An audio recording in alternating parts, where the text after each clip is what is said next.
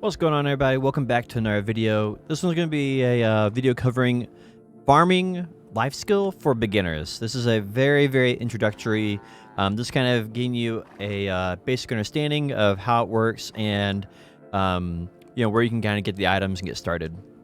So first off, in order to do any type of farming and life skilling, you're going to need to go over here and you'll have your farming life skill, and it'll tell you when you hover over it what it's good for. So in this case, level this up to consume less energy and the speed of harvest, plant breeding, pruning, and killing pests. If you're new to farming, you probably don't know what the majority of those are. So let's get started with how to get a farm. So in order to get a farm, you're going to have to basically go to an NPC and you can rent a fence, and then this fence is where you can plant your crops. So in order to do that, if you've already discovered a lot of NPCs in the game, you need to go up here to find NPC, go in here and type in fence. Once you type enter, it'll pull up all the fences in here and it'll tell you how much they cost. The old moon fence requires master 1. These other ones require 3, 6, or 10 CP. So most people, and there's a limit on a maximum of 10 fences total, so you can't have more than 10 fences. So the best bang for your buck is to go for, I believe, the 6 CP fence. I think if you're brand new, because it holds 7 crops. Also, the 3 CP is pretty nice because it gives you 4 crops. So those are like your best bang for your buck for your CP. But ultimately, if you're trying to level farming or you're trying to actually have as many crops as possible, everybody generally just goes for a strong fence as a new player and puts 10 of these down. Alright, so this is what they look like here. Once you've grabbed one, you can grab one of these, and in order to place them, you just go to some location in the game world where you want to place down a farm. These be an open field outside of town somewhere, and you can just right click on it and you can place it. So you can see here, can't place in Node War or Conquest area. So this right here, I guess it's because Node Wars are going on right now, maybe? I think I should be able to place it there. Let's go over here. See if we can place them by these trees instead.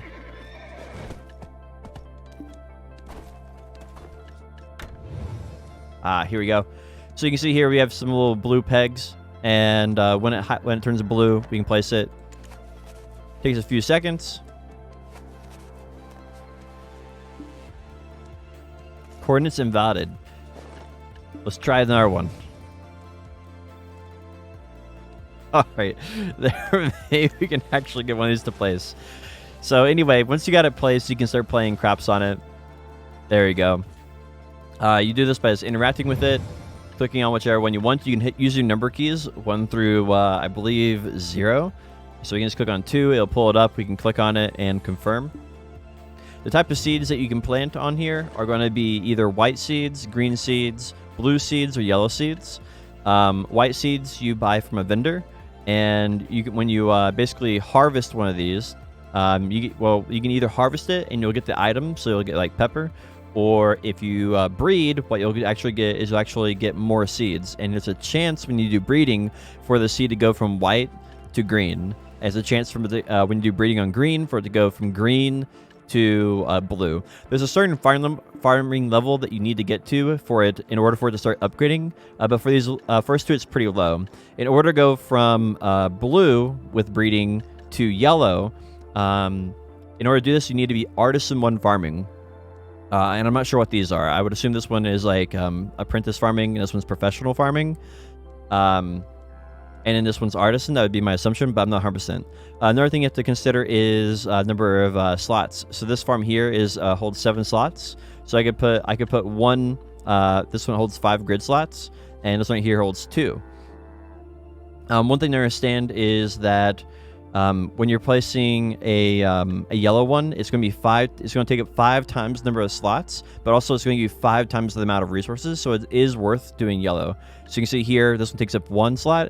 This one takes up 5 slots. So this is going to save you a lot of time when it comes to breeding, but it's going to give you a lot less EXP.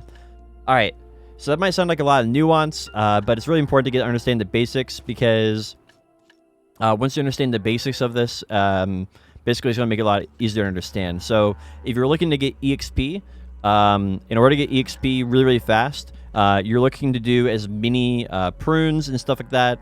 What happens when you plant your crops is that there's going to be bugs that get on your crops. There's going to be like a blight that gets on your crops. Like they're going to get like infected with like a sickness. And you'll want to basically clip off those bad leaves. And in BDO, it's not very complicated. All it is a simple interaction, and you can just get the pest or the blight off the leaves of the plant. Not really hard, and that gives you the most EXP though. That's the key point there, is that process of getting the bugs or the blight off the leaves actually gives you the most EXP. So the best thing you can do is to plant 10. Get 10 of these little fields here, 10 of these fences, 10 by 10s, these strong fences. Plant 100 crops, and you just basically sit out here, and you just get them all day long. You just basically keep pruning, keep pruning, keep pruning. That does take energy, so you're gonna make sure you have some energy pots, but you can just sit out there and just slowly level up your farming doing that. If you don't want to do that, you can put your workers. You can put 1 worker per farm, and the workers will actually do the pruning for you. But that will make it where you level up extremely slowly. As a new farmer, your first goal should be to get to Artist 1 farming, so you can start getting yellow seeds. Yellow seeds can't be bought off the marketplace, so it's important that you have to actually craft these yourself by buying blue seeds and upgrading the blue seeds with breeding to yellow seeds. So ultimately, what your in-game setup would kind of look like is you would have 10 strong fences, and you basically have 10 strong fences, and you would have those all placed out with either 2 of the of whatever crop you wanted, or 1 if it holds 10 slots. So this one can't be placed on any other crop other than a strong or an old moon. Now, like I said, I'm not sure if I mentioned this, but old moon fences are only acquirable through the old moon vendor, and you can only get them once you are Master 1 farming and above. The main benefit of them, you can see here, this is the size of the 10 by 10. The main benefit of the old moon is that it's a 10 by 10, but it's much smaller, so your travel time between the crops is much less. So it's not really worth your time and effort to actually push for Master 1 farming for the sake of the smaller crops. It's not very, it's not actually like unless you're really trying to min-max and save like 1 second going between farms, this is not worth your time to actually push from Artist 1 farming to Master 1 farming. This is something that you want to do maybe more for fun, but not necessarily out of like for profit. So hopefully that explains the basics of what's going on here. I'll probably come out with another video after this one. It's going to be more of an advanced guide about how to pick what seed you're looking for, how to maximize your profit per hour with farming. So keep an eye out for that. That'll probably be another video. It'll be a more advanced guide, where to place your farms to be the most efficient in the game, and how temperatures and humidity work with leveling up your farming, and also with how efficient your crops grow. So that'll be a more advanced video for the next one. Thank you guys for watching. This video is made possible by my Twitch channel, Potion Shop TV.